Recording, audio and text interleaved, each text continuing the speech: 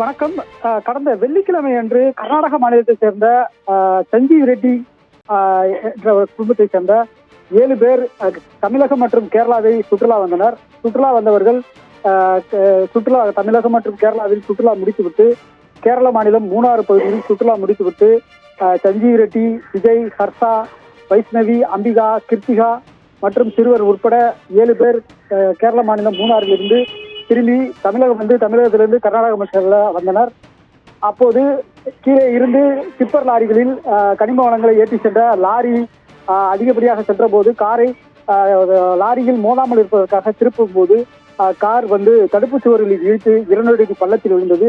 உடனடியாக காவல்துறையினர் மற்றும் தீயணைப்புத் துறையினருக்கு தகவல் தெரிவிக்கப்பட்டு தீயணைப்புத் துறையினர் மற்றும் காவல்துறையினர் காரில் சிக்கியவர்களை மீட்டனர். அப்பொழுது 6 பேர் உயிரிழந்தும் சஞ்சீவ் ரெட்டி மட்டும் உயிர் இழந்த நிலையில் 7 பேரினுடைய உடல்கள் மீட்டு போடி அரசு மருத்துவமனையில் முதலுதவி சிகிச்சை அளிக்கப்பட்டு தற்பொழுது தேனி காணாவலுக்கு மருத்துவமனையில் அவர்கள் அனுமதிக்கப்பட்டுள்ளனர்.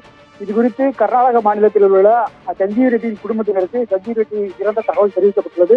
அங்கிருந்து அவர்கள் உறவினர்கள் வந்து கொண்டிருப்பதாக தகவல்கள் தற்போது தெரிவிக்கப்பட்டுள்ளது.